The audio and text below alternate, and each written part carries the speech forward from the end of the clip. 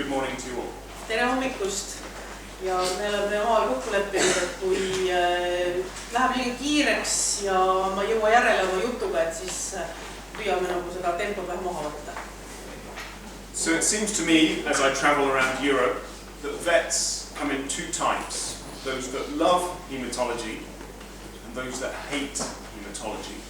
And I'm going to ask if you put your hands up and if you love hematology. Euroopas ringi reisides on lektoril jäänud mulje, et loomaarste on kahesuguseid. On neid, kes armastavad hematoloogiat ja neid, kes vihkavad seda. Ta palub tõsta käed neil, kes armastavad hematoloogiat. Tõstke käed, palun. So far, I have counted about 4 vets that love hematology. But hopefully, by the end of the morning, we'll have a few more of you loving hematology. Praegu ilmselt on neid ainult 4, kes hematoloogiat armastavad, aga tänase hommiku lõpuks on neid mõned veel. When I talk to veterinarians and I say to them, if you had to choose between having a hematology analyzer or a chemistry analyzer, almost every veterinarian says, I prefer the chemistry analyzer. Kui loomaarstidele pakkuda valik, et kas eelistada hematoloogia analüsaatorit või biokeemia analüsaatorit, siis enamik loomaarste ütleb, et nad eelistavad biokeemia analüsaatorit. They tell me that chemistry is easy. If you see the parameters are high, you know there's a problem with the kidney, the liver, the pancreas. What could be easier than that? Et kui mingisugused analüüsi vastused on kõrged, siis interpreteerimine on lihtne. Kohe saab panna näppu peale, kas tegu on maksa, neeru või veel mingisuguse muu organsüsteemiga, et seda on lihtne interpreteerida. But for me, hematology is a lot more useful. The chemistry will tell you about a few select organs, the kidney, the liver, the pancreas. But what hematology will do is to tell you about all of the patient. Tema ütleb, et hematoloogia on see, mis on kõige kasulikum, et biokeemia annab sulle viite, et tegu võib olla 1, 2 või 3 organi patoloogiaga, aga hematoloogia näitab sulle pilti kogu organismist. It is a little bit harder. We have to think a little bit more about hematology. But when customers come to us with those frustrating patients and the owner says, I don't know what's wrong, but the cat or the dog doesn't behave quite as normally, doesn't respond as I would normally expect. In English we would say, not feeling well, under the weather. Hematology helps us understand what might be happening to those patients. Hematoloogia on keerulisem, aga samas kui meile tulevad patsiendid, kelle kohta omanik ütleb, et ta ei tunne ennast päris nii nagu tavaliselt, midagi on valesti, siis hematoloogia on see, mis võib meile anda viited, mis tegelikult selle loomaga võiks valesti olla. So hematology, it rarely tells us a specific diagnosis, but it will give us a broad indication of what might be right or wrong with the patient. Hematoloogia ütleb harva meile konkreetse diagnoosi, kuid sageli annab konkreetseid vihjeid, kust edasi otsida, missugune see potentsiaalne diagnoos nimekiri võiks olla. So when I talk about hematology, I'm talking about a full or a complete blood count, and there's numerous parts to that. Hematoloogiast rääkides on juttu siis täielikust vereanalüüsist. So we will meet parameters that look at the red cell mass, but we'll meet some other parameters that in my experience many vets simply ignore on the report. Räägitakse punaste verelihede analüüsist ning mõningatest näitajatest, mida enamik loomaarste lihtsalt ignoreerib. So today we will remind ourselves of all the parts and try to get more out of the hematology report. Täna püüame teha juttu siis kõikidest komponentidest, mis panevad kokku hematoloogilise analüüsi. Last month I had a veterinarian that came to me and said, well, it's very nice that your hematology analyzer has started to give such a parameter. And I had to tell them, well, it's been on the report for 7 years, and you've obviously not read down that far, because it's been there for 7 years. Hiljuti kokkupuude loomaarstiga, kes väitis, et tema analüsaator on hakanud näitama mingisugust analüüsi vastust, mida tal varem ei olnud, mis tegelikult on learn to get as much as we can out of a hematology report. We must not forget that as well as the numbers that are coming out of the analyzer, we must also look at blood films. Now typically vets in Northern Europe hate looking at blood films, and I'll ask you once again to put your hands up if you enjoy looking at blood films. Täna tuleb juttu erinevatest hematoloogia komponentidest ja ühtlasi tuleb juttu ka vereäietest, mida enamik loomaarst vihkab südamest või ei tee üldse. Anybody? Kes arvab? Two. That's more than I normally get. Normally the room, everybody hates doing blood films. Enamasti kõik vihkavad vereäigeid. So we will meet today as well the concept of how we price hematology. Hematology is most useful when you're looking at a trend, and the only way you can get a trend is by having multiple CBCs, and the only way your pet owners can afford multiple CBCs is by keeping the hematology relatively cheap. Ühtlasi räägime hematoloogia analüüsi hinnastamisest. Hematoloogiast on kõige rohkem kasu siis, kui on võimalik jälgida mingeid trende, mis selle loomaga toimub, ja trendi on võimalik hinnata ainult siis, kui hematoloogilist analüüsi on tehtud mitu korda. Ehk et räägime põhimõttest, kuidas oleks võimalik hoida hematoloogia analüüsi hind võimalikult madalana, et inimesed oleksid nõus seda tegema. So I have been doing hematology for many years, and I can remember something of the evolution of doing hematology. Siin ta on tegelenud hematoloogilise analüüsiga paljude aastate jooksul ja siin on kujutatud ajateljel siis hematoloogilise analüüsi evolutsioon, areng ajas. I spent many of my years doing a manual count, and the good news is that I'm going to ask you never to do a manual count again. Ta on ise teinud manuaalset hematoloogilist analüüsi loendust palju aastaid ja ta ütleb, et ta ei palu kunagi kellelgi seda manuaalselt enam teha. That's a very different idea from looking at a blood film.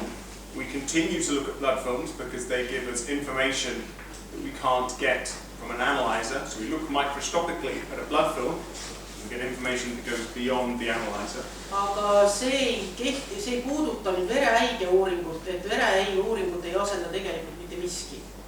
But that's a very different idea from sitting there and counting hundreds of white blood cells and trying to come up with them. Aga see ei ole verevalgelilede loenduskambris.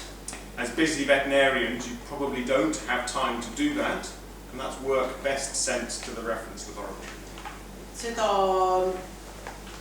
toimetavad loomaarstid ei suudagi oma kliinikus teha, et parim, kui ei ole seda võimalik teha koha peal, oleks saadetud siis laborisse majast väljas. So I remember when working in a reference laboratory, it was commonly said that you would never have a hematology analyzer in practice that was as good as the one in the reference lab. That is what we said for many, many years. Paljude aastate jooksul töötades referentslaboris on olnud seisukoht, et loomakliinikutesse ei jõua adekvaatselt tööd tegevad analüsaatorid mitte kunagi. However, here we can see a picture of a commercial reference laboratory in England, and you can see the technology that they are using for the analysis. Bildil on siis ärilisel alusel töötav referentslabor Inglismaal.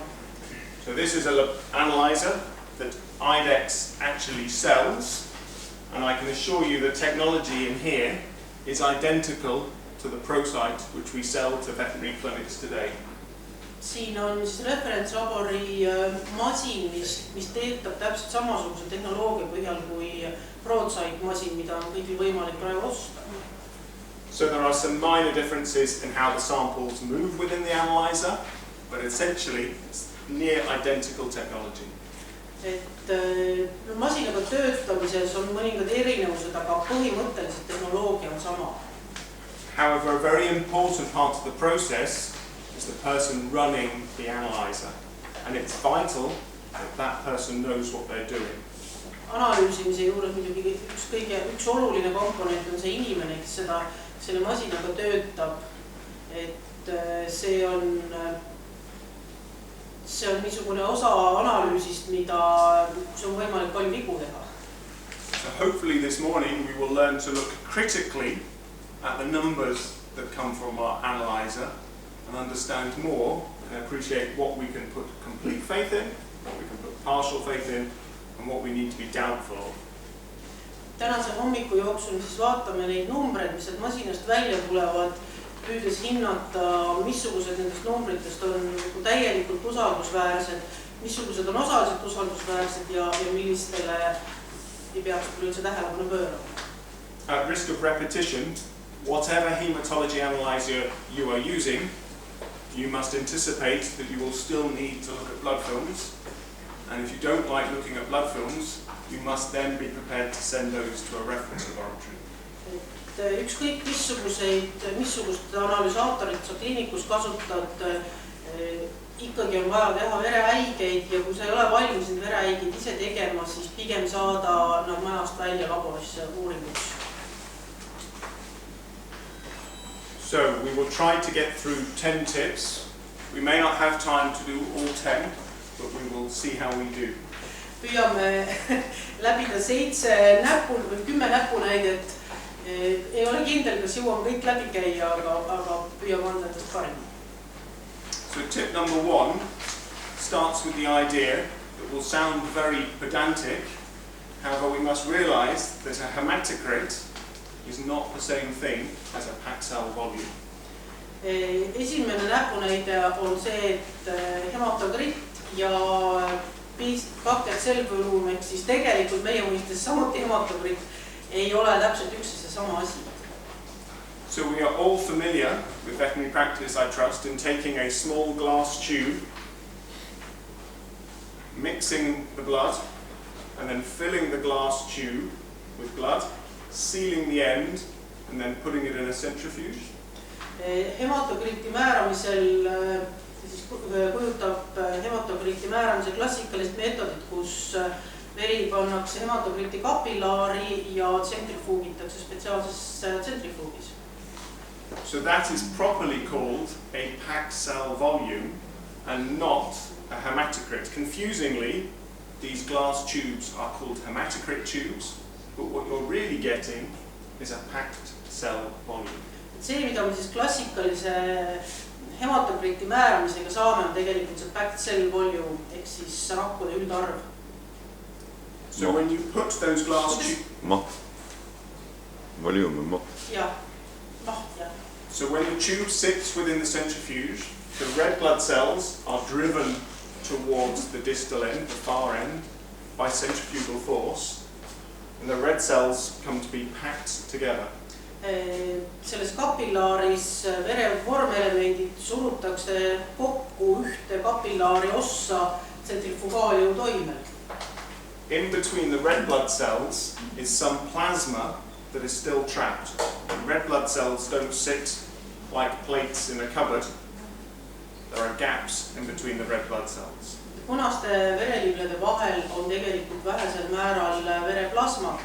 Need punased verelibled ei ladestu üksteise otsa nagu taldrikud riiulis, vaid nad on üksteise suhtes sageli nurga all ja sinna vahele pisut plasmat. A hematocrit is a calculated value where the analyzer counts the number of red blood cells in a given volume of blood, measures the volume of the cells, and then through mathematics gives you the percentage of blood that is red blood cells. Analüsaatorist tuleb hematokriti väärtus on kalkuleeritud, ehk et on arvestatud rakkude maht ja jagatud see üldveremahuga. Ehk et see on arvestuslik number, see ei ole reaalne mõõdetud number. Mõõdetud number on siis see packed cell volume. You are probably thinking this is going to be a very boring lecture because he has told us something that seems very pedantic and of trivial difference. Kogu see jutt võib tunduda väga igav ja pedantne, et see vahe nende kahe väärtuse vahel on suhteliselt väike. However, we see that the packed cell volume is typically some 3 or 4 percentage points, not percentage, but 3 or 4 percentage points higher than the hematocrit. See kapillaaris tehtud packed cell volume arv on 3–4% punkti suurem kui kalkuleeritud hematokriti arv.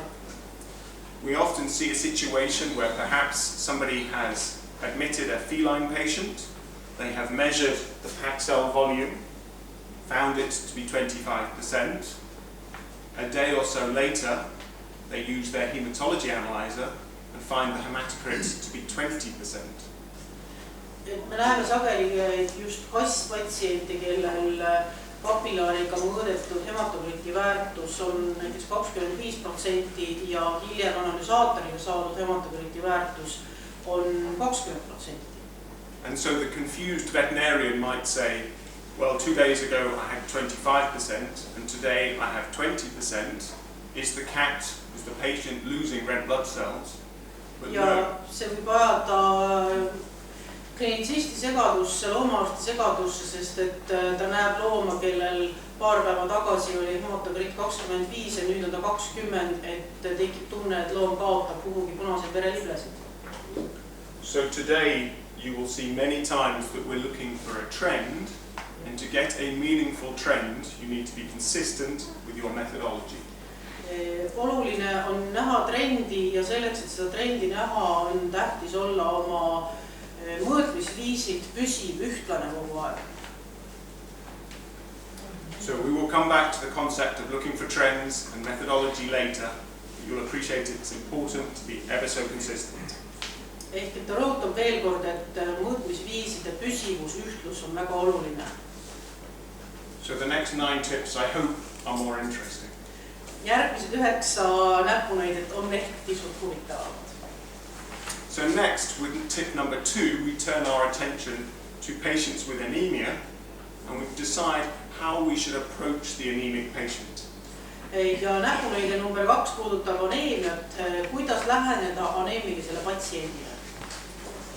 When we have a patient that is anemic, our first question should be, is there a regenerative response or not?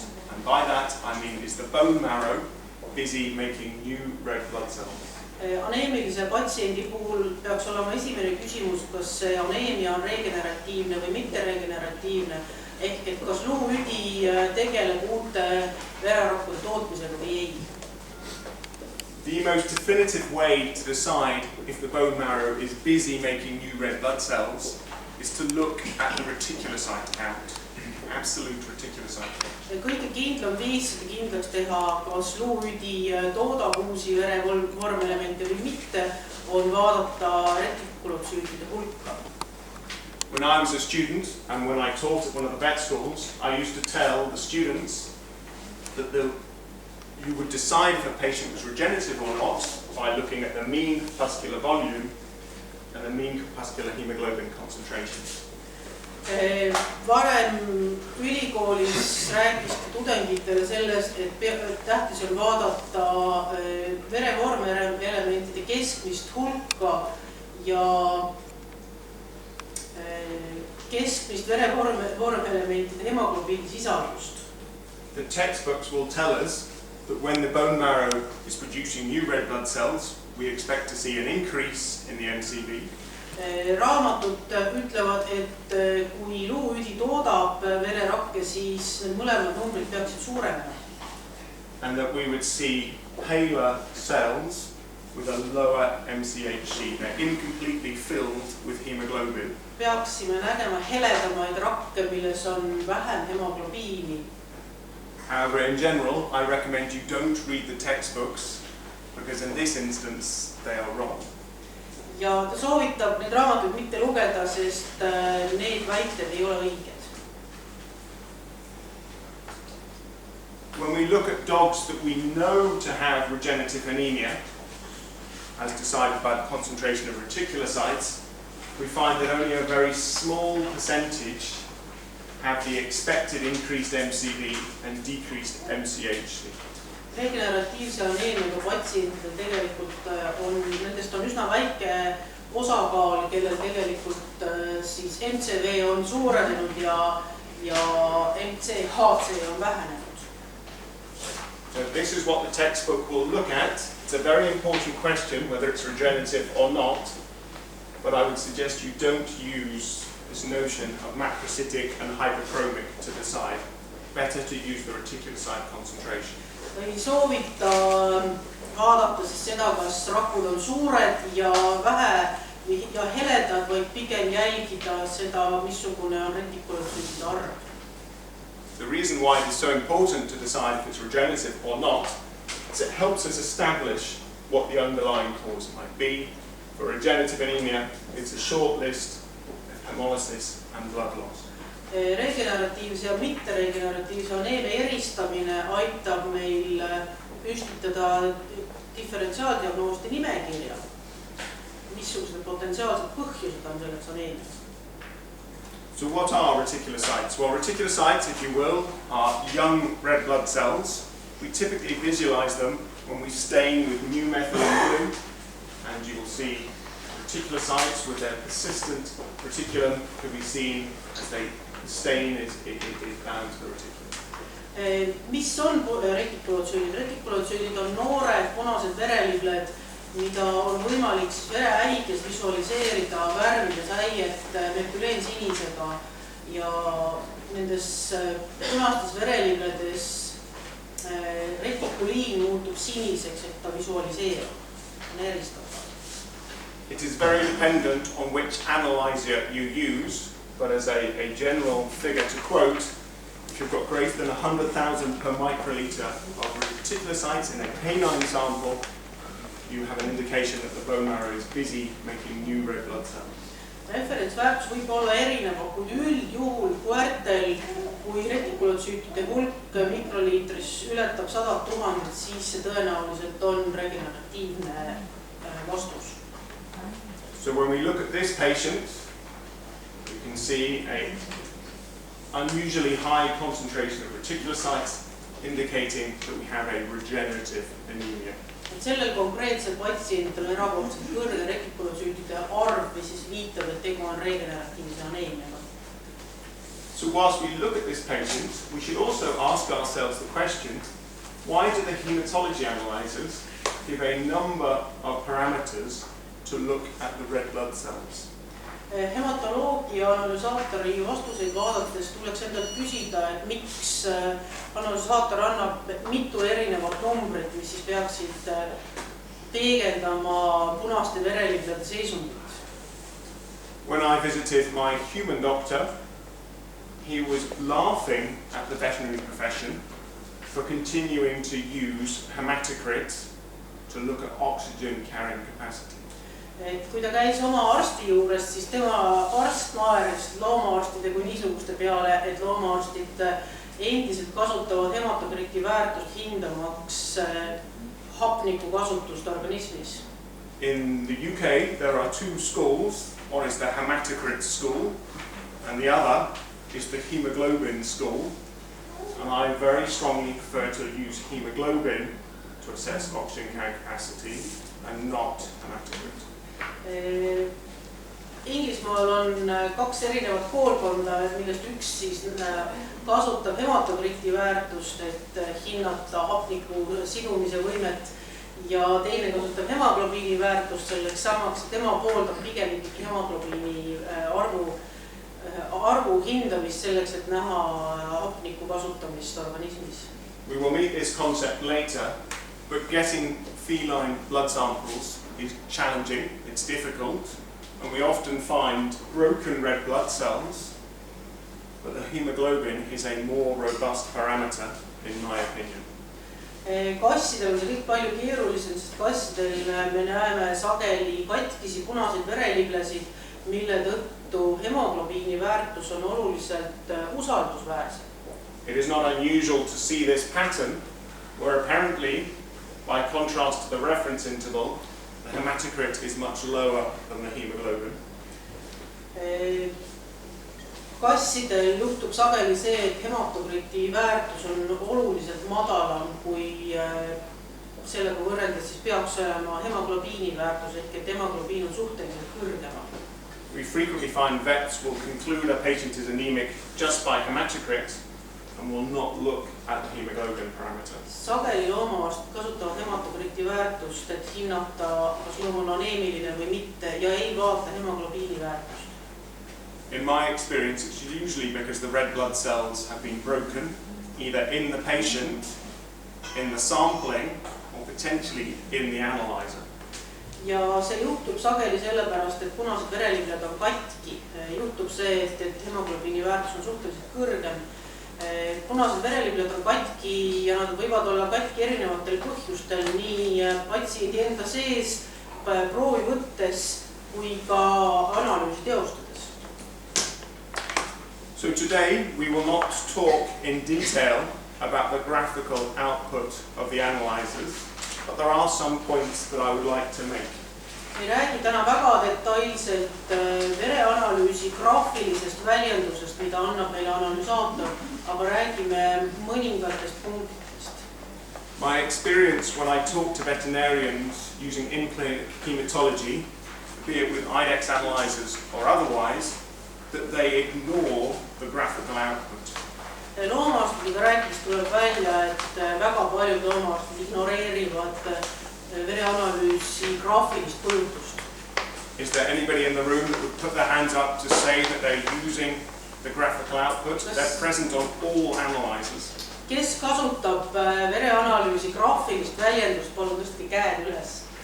Sometimes they are switched off, but they're available on all analyzers. Kõikidel analüsaatoritel on see võimalus olemas, küll mõnikord on see välja lülitatud. So on this particular graphical output, each dot, each pixel represents a cell or a platelet that has passed the laser in the analyzer. Iga üks nendest täppidest sellel pildil väljendab ühte konkreetset vererakku, mis on analüsaatori laserkiirt puudutanud.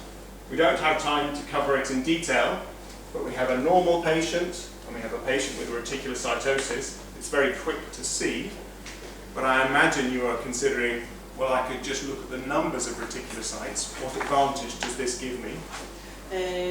Vasakul on siis nii-öelda normaalne patsient ja paremal on retikulotsüütide arvu suurenemisega patsient ja võib tekkida küsimus, et miks ma ei võiks vaadata ainult numbreid, miks ma pean vaatama seda pilti. However, if you look at the axes, you can see that we have size on one axis and fluorescence on another. Vaadates seda pilti me peame arvestama, et ühel teljel on rakkude suurus ja teisel teljel on nende helendumisvõime, fluoressentsivõime. So bigger cells are found at the top and smaller cells are found at the bottom. Suuremad rakud kujutatakse kõrgemal ja väiksemad madalamal. So you might be interested to know the number of the reticulocytes, but you also might be interested to know the size of the reticulocytes. Tegelikkuses võiks olla huvitav info mitte ainult see, et kui palju neid retikulotsüüte on, vaid ka kui suured nad on.